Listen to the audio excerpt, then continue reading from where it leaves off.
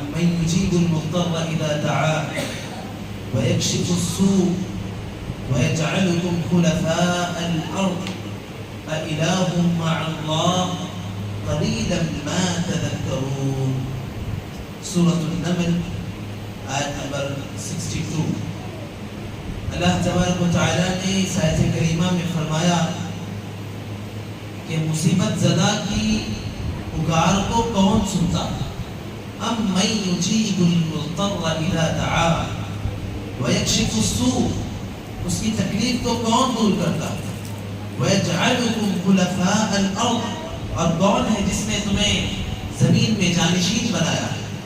أَإِلَٰهٌ مَّعَ اللَّهِ، کہ اللہ کے ساتھ کوئی اور بھی معلوم ہے؟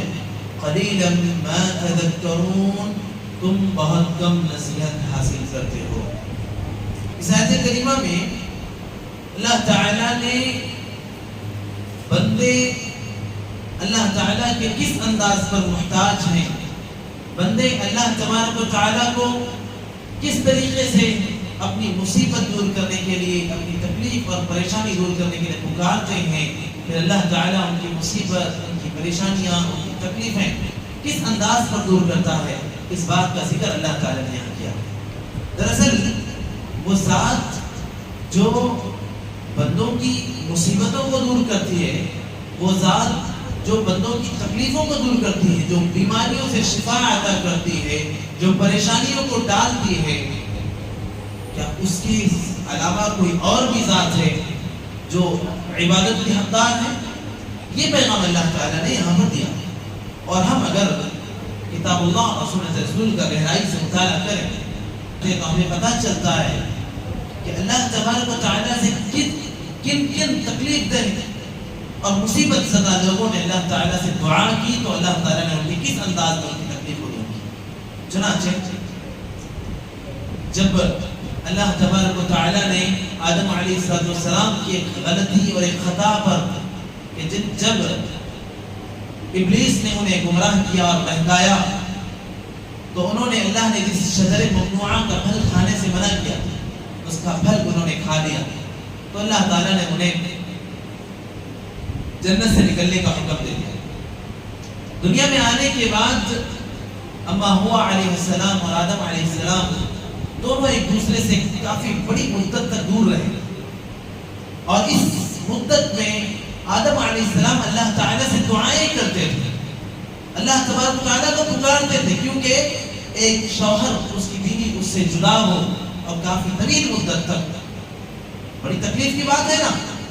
آدم علیہ السلام کے ساتھ یہ تکلیف لائق ہوئی، اور یہ تو ہم اور آپ کے بلکہ اس پوری کائنات کے ماں باپ ہیں، جن سے اس کائنات کا سلسلہ چلا، جن سے اس کائنات کو اللہ تبارک و تعالیٰ نے آباد کیا۔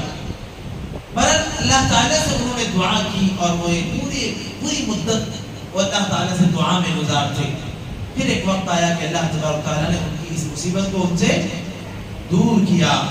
نوح علیہ السلام نے اپنے قوم کو دعوت دی، 950 سال تک دعوت کا کام کرتے رہے، 950 سال مستقل، لیکن سوائے چند لوگوں کے نوح علیہ السلام کی دعوت کو قبول کرنے والے ان کے قوم میں سوائے چند لوگوں کے کوئی اور نہیں۔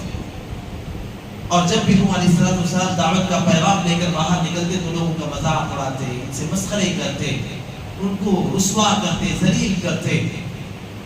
اللہ تعالیٰ کو انہوں نے پکارا، اس مصیبت کے لمحے میں اللہ تبارک و تعالیٰ کو انہوں نے یاد کیا۔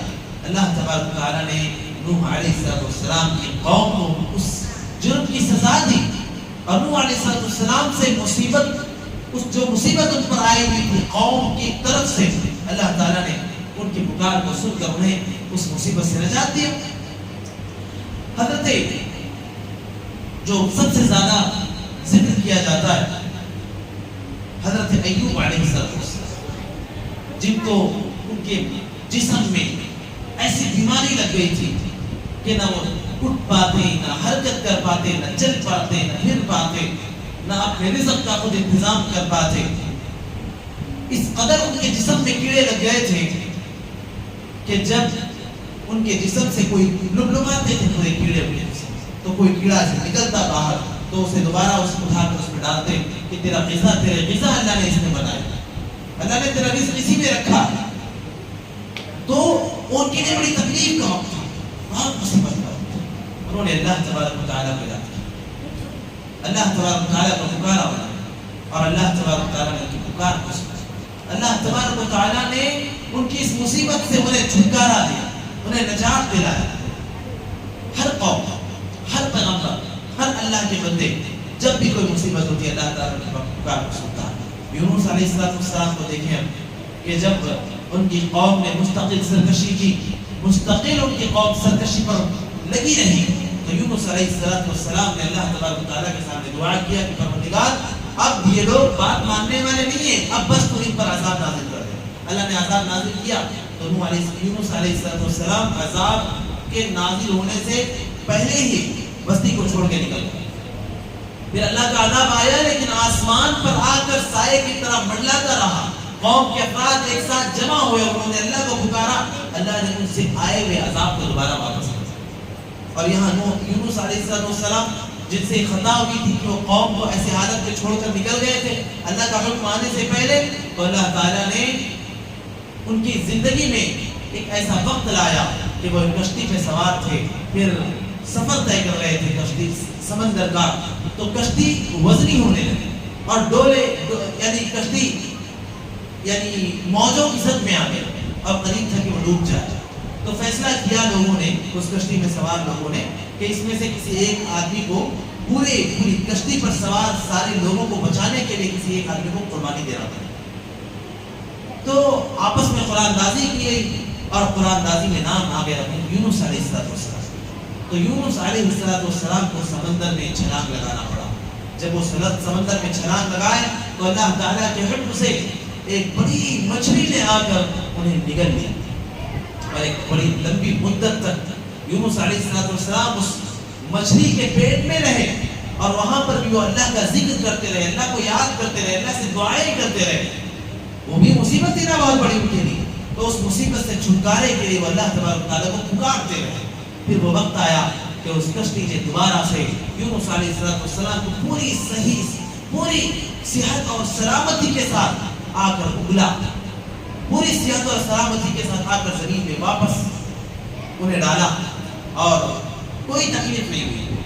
یعنی پیٹ میں مچھلی کے انہیں آکسیجن اللہ دیتا رہا, انہیں سانس ملتی رہی, انہیں غذا ملتی رہی, انہیں سکون ملتا رہا ہر اعتبار سے. بس اتنا تھا کہ وہ قید میں تھی اللہ تبارک و تعالیٰ کی طرف سے.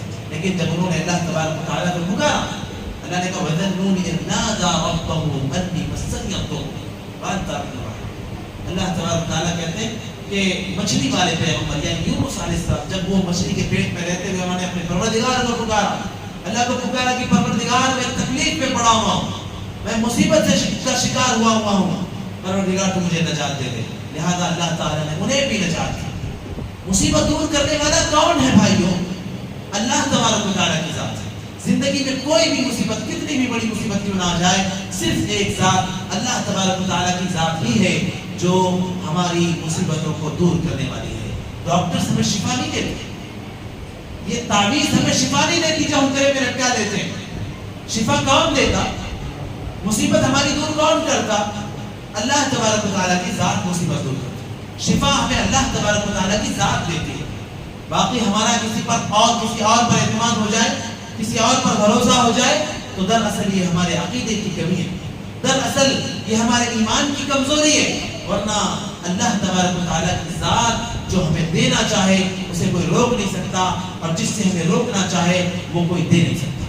یہ اللہ تبارک و تعالیٰ کی ذات کی طرف فرمائی ہے. اسی لیے اللہ نے کہا أَمَّنْ يُجِيبُ الْمُضْطَرَّ إِذَا دَعَاهُ وَيَكْشِفُ السُّوءَ وَيَجْعَلُكُمْ خُلَفَاءَ الْأَرْضِ.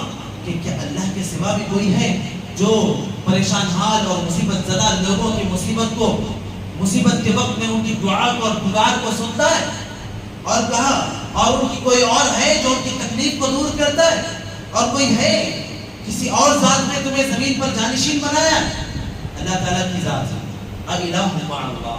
پھر جب یہ سارے کام اللہ تعالیٰ کر رہا ہے, یہ سارے کام اللہ تعالیٰ کے ہیں, تو تم اللہ کو چھوڑ کر ان بتوں کو کیوں پوچھتے ہو؟ اللہ کو چھوڑ کر ان قبروں کے سامنے اپنی پیشانیاں کیوں جھکاتے ہو؟ ان درختوں پر، ان درختوں سے اپنی عقیدت کیوں رکھتے ہو؟ اللہ تبارک و تعالیٰ نے یہ پیغام دیا، سارا کام تمہارا اللہ سے بنتا ہے اور تم اللہ تبارک و تعالیٰ کی ذات سے غداری کرتے ہو، ایسا کیوں کرتے ہو؟ الہ مع اللہ قلیلا ما تذکرون، بہت کم نصیحت پکڑتے ہو، بہت کم سمجھتے ہو۔ اللہ تبارک و تعالیٰ نے یہاں پر یہ پیغام دیا۔ اسی طریقے سے اسی سورۃ النمل میں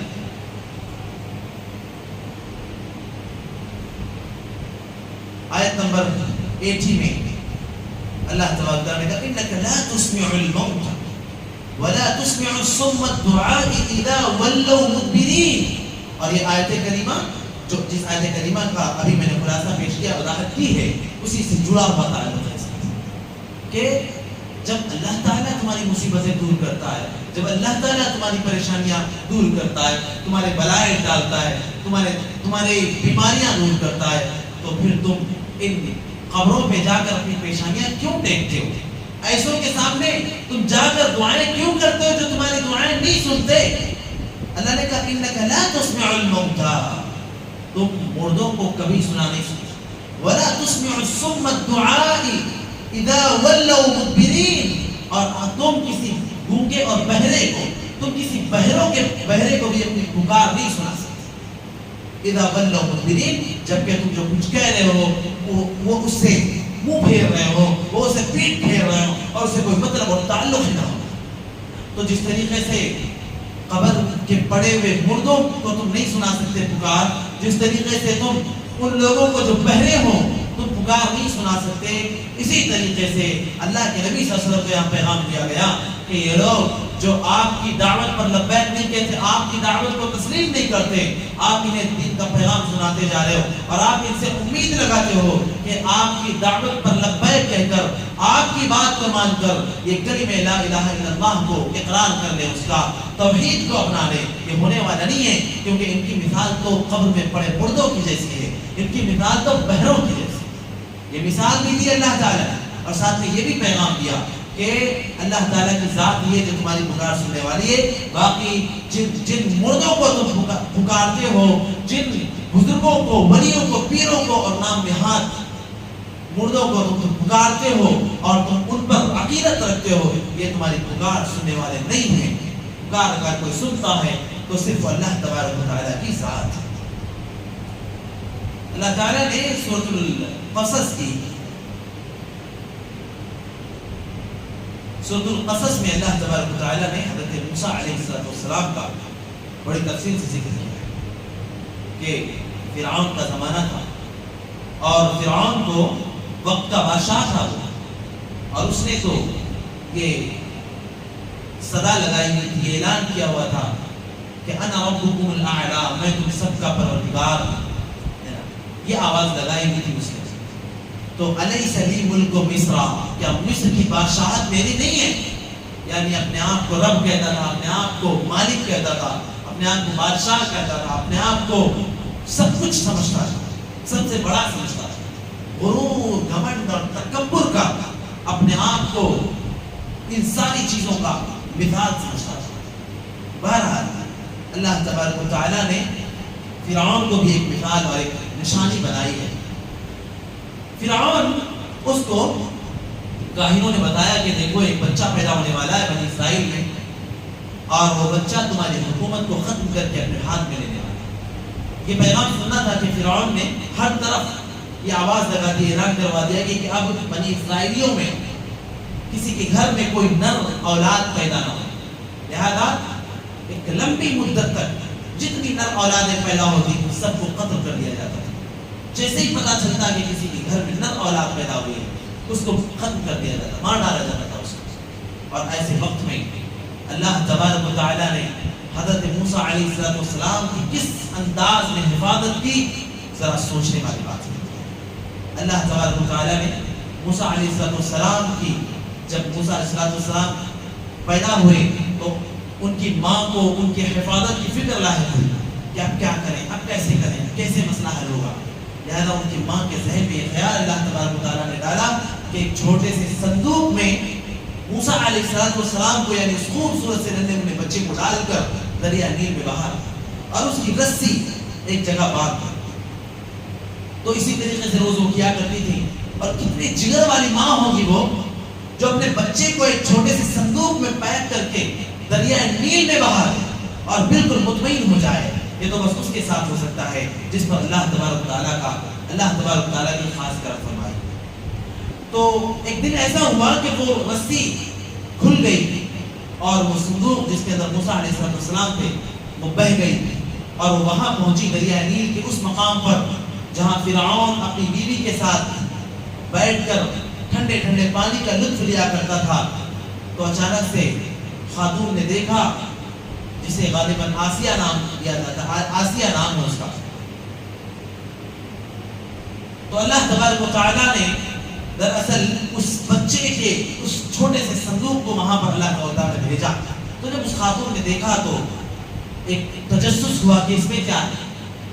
بلا کر کام کرنے والوں کو بلا کر اس میں سمندر میں کود کر اس صندوق کو لانے کے لیے حکم دیا گیا. جب بلایا گیا اسے کھولا گیا تو اس میں ہنستا مسکراتا ننھا منھا بچہ. آج ماں تھوڑی دیر بچے سے الگ ہو جائے تو بچہ تڑپنے لگتا ہے، رونے اور بلبلانے لگتا ہے.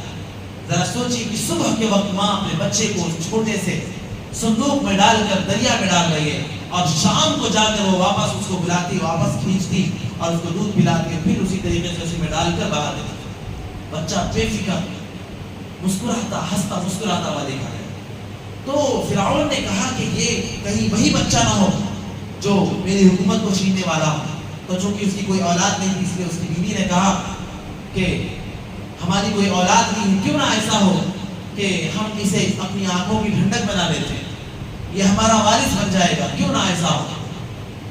تو بیویوں کے آگے مرد ہار جاتے ہیں، یہ سچائی ہے.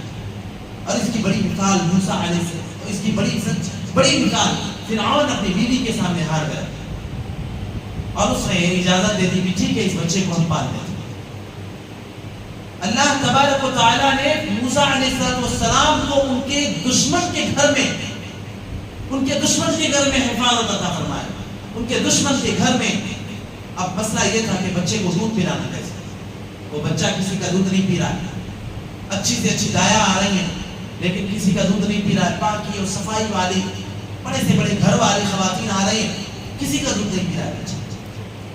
تو کسی نے بتایا کہ خاتون ہے شاید اس کا دودھ پی رہا ہے. اللہ تبارک تعالیٰ کی طرف سے چیز تھی. لہذا موسیٰ علیہ السلام کی ماں کو بلایا گیا اور جیسے ہی انہوں نے بچے کو قریب کیا فوراً بچہ دودھ پینے لگا. تو اللہ تعالیٰ نے یہاں بچے کی حفاظت کی ذمہ داری بھی لے لی. اور موسیٰ علیہ السلام کی ماں جو بنی اسرائیل میں سے تھی ان کی اپنی معاش کا مسئلہ تھا. تو بچے کی خود ان کے اپنے بچے کو دودھ پلا کر ان کو اللہ تعالیٰ نے اجرت بھی دی.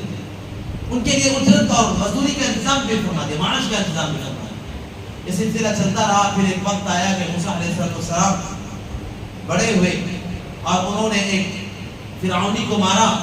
دو ایک بنی اسرائیل کا اور ایک فرعونی دو آپس میں لڑتے ہوئے آ رہے تھے. تو بنی اسرائیل والے نے مدد طلب کی تو موسیٰ علیہ السلام نے فرعونی کو گھوسا مار دیا جس سے وہ فی الفور مر گیا. جب فرعون کو اور اس کے درباریوں کو پتہ چلا کہ موسیٰ نے یہ حرکت کی ہے تو پکڑنے کا اور ان کو قتل کرنے کا منصوبہ بنایا گیا.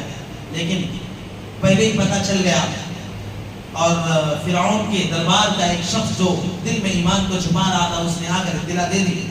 چنانچہ موسیٰ علیہ السلام وہاں سے نکل گئے اور بعد میں اللہ تبارک و تعالیٰ نے پھر موسیٰ علیہ السلام وہاں سے نکلے گئے شعیب علیہ السلام کی بستی میں. وہاں پر اللہ تعالیٰ نے ان کی شادی کرائی، ان کا نکاح کرایا. بہت سکون کے ساتھ انہوں نے زندگی کے کئی سال بتائے اور اس کے بعد جب واپسی ہوئی ان کی تو اللہ تعالیٰ نے ان کو پیغمبری سے سرفراز کیا اور حکم دیا کہ جاؤ اذهب الى فرعون انه طغى، فرعون کے پاس جاؤ اور اس کو اللہ کا پیغام سناؤ. وہ فرعون جس نے موسیٰ کی پرورش کی تھی، وہ فرعون جس نے موسیٰ کو اپنے گھر میں اپنے دشمن کو موسیٰ علیہ السلام کی شکل میں اپنے گھر میں ٹھکانہ دیا تھا، حفاظت کی تھی، اپنا بیٹا بنا لیا تھا. لیکن ایک وقت آیا کہ قتل کے لیے جب آمادہ ہوا تو اللہ نے انہیں وہاں سے نکالا. اب وہ وقت آیا کہ فرعون کے پاس دوبارہ موسیٰ آ رہے تھے تو اللہ نے انہیں حکم دیا کہ نرم گفتگو کرنا، گرچہ وہ بڑا متکبر اور جابر اور ظالم ہے لیکن تم نرم گفتگو کرنا۔ موسیٰ علیہ السلام فرعون کے پاس آئے اور انہوں نے اللہ کا پیغام سنایا تو فرعون اور فرعونی موسیٰ علیہ السلام کو جادوگر سمجھنے لگے۔ مصر کے بڑے سے بڑے جادوگروں کو بلایا گیا، جب ان کا مقابلہ ہوا تو سارے جادوگر موسیٰ علیہ السلام کے معجزے کے سامنے ہار گئے اور سبھی نے اسلام قبول کر لیا۔ تو فرعون نے کہا کہ لگتا ہے یہ سب پہلے سے ملے ہوئے، لگتا ہے یہ سب پہلے سے ملے ہوئے۔ اب مستقل یہ لوگ دشمن بن گئے موسیٰ علیہ السلام اور بنی اسرائیل۔ پھر ایک وقت آیا کہ اللہ تعالیٰ نے موسیٰ علیہ السلام کو حکم دیا کہ اپنے لوگوں کو لے کر نکل جاؤ۔ اللہ تعالیٰ نے جب حکم دیا اور موسیٰ علیہ السلام اپنی قوم کو لے کر نکل رہے تھے تو آگے دیکھا کہ سمندر ہے، دریا تو اور پیچھے فرعونی بالکل قریب ہیں۔ تو قوم کے چند افراد نے کہا کہ ارے یہ کہاں ہمیں پھنسا دیا، آگے تو سمندر ہے اور پیچھے یہ فرعون ہے، اب تو ہم دبوچ لیے جائیں گے، اب تو ہم مارے جائیں گے۔ لیکن اللہ نے موسیٰ علیہ السلام کو کہا کہ اپنی لاٹھی زمین پر ماریے۔ لاٹھی زمین پر ماری گئی، 12 چشمے پھوٹے اور قافلے کے لوگ موسیٰ علیہ السلام کے ساتھ والے جو لوگ تھے وہ بڑی آسانی کے ساتھ راستہ طے کر لیے۔ فرعون نے دیکھا کہ ارے یہ تو پار ہو رہے ہیں، جلدی آیا اور جیسے وہ اس راستے کو طے کرنے کے لیے جو سمندر تھا، اس سمندر کو اللہ نے راستہ بنایا تھا، اس راستے کو طے کرنے کے لیے بالکل درمیان میں جب پہنچا، اللہ تبارک و تعالیٰ نے دوبارہ سے اس راستے کو سمندر بنا دیا، اس مٹی کو پانی بنا دیا اور فرعون اور فرعونی ہلاک کر برباد ہو گئے۔ یہ اختصار سے میں نے بتایا ہے، ورنہ بڑا تفصیلی واقعہ ہے موسیٰ علیہ السلام کا اور فرعون کا اور ان کے مقابلے کا اور ان کی آزمائش کا بڑا تفصیلی واقعہ ہے۔ لیکن بہرحال جو گھمنڈ اور تکبر کرتا ہے اللہ تبارک و تعالیٰ کبھی بھی اس کو نجات نہیں دیتے۔ حباب بحر کو دیکھو وہ کیسے سر اٹھاتا ہے، تکبر وہ بری شے ہے جو فوراً ٹوٹ جاتا ہے۔ آپ نے بڑے سمندروں میں دیکھا ہوگا موجیں اچانک سے بڑی اونچائی تک اٹھتی ہیں، کتنی دیر رہتی ہیں وہ؟ بس اٹھی اور فوراً ڈوب جاتی، فوراً ڈھا جاتی۔ تکبر کی یہی مثال ہے۔ اللہ نے فرعون کو اس کے تکبر کی وجہ سے کیسے ہلاک کیا۔ یہاں ایک اور بڑا پیغام ملتا ہے کہ اللہ تبارک و تعالیٰ جس کی حفاظت کی ذمہ داری لے لے اس کا کوئی کچھ بگاڑ نہیں سکتا۔ اللہ اس کی حفاظت کیسے بھی کرے، پوری دنیا اس کی دشمن بن جائے، پوری دنیا اس کی مخالف بن جائے، اللہ دشمنوں کے ہاتھوں سے بھی ان کی حفاظت کا بندوبست کرتا ہے۔ جس طرح سے فرعون کے ہاتھوں ان کے دشمن موسیٰ علیہ السلام کی حفاظت کا بندوبست کیا، ان کے گھر میں ان کی پرورش کی کہ لوگ آستین کا سانپ بنا، آستین کا سانپ بنا کہ جسے دشمن سمجھا، جس کو قتل کرنے کے لیے پورے بنی اسرائیل کے بچوں کو قتل کیا جا رہا ہے، وہ بچہ خود اس کے گھر میں پل رہا ہے، وہ بچہ خود اس کے گھر میں حفاظت پا رہا ہے، اس کے گھر میں اس کے اچھے انداز پر، شاہانہ انداز پر اس کے پرورش کا انتظام کیا جا رہا ہے۔ تو شاعر کہتا ہے فانوس بن کے جس کی حفاظت ہوا کرے، فانوس بن کے جس کی حفاظت ہوا کرے، وہ شمع کیا بجھے جسے روشن خدا دے۔ فانوس سمجھتے ہیں چراغ، چراغ ہوا آتی ہے تو چراغ بجھ جاتی ہے، موم بتی جل رہی ہو، ہوا آئے تو موم بتی بجھ جائے گی، لیکن وہ ہوا خود اس چراغ کی حفاظت کی ذمہ داری لے لے تو بھلا کون اس کا کچھ بگاڑ سکتا ہے، پھر اس کا کوئی کچھ نہیں کر سکتا۔ اللہ تبارک و تعالیٰ جس کی حفاظت کی ذمہ داری لے لے، دنیا اس کا بال دیکھا کر نہیں سکتی ہے۔ اس لیے ہمیں بس اللہ رب العالمین کی ذات پر بھروسہ کرنا چاہیے، اللہ تبارک و تعالیٰ کی ذات پر ہمیں توکل کرنا چاہیے۔ اللہ تبارک و تعالیٰ سے دعا ہے العالمین ہم سب کو کتاب اللہ اور سنت رسول پر عمل کرنے کی توفیق عطا فرما دے۔ ہم جو کچھ سمجھتے ہیں، سیکھتے ہیں، پڑھتے ہیں، اس پر ہمیں عمل کی توفیق عطا فرما دے۔ سبحانک اللہم و بحمدک، اشہد ان لا الہ الا انت، استغفرک و اتوب الیک۔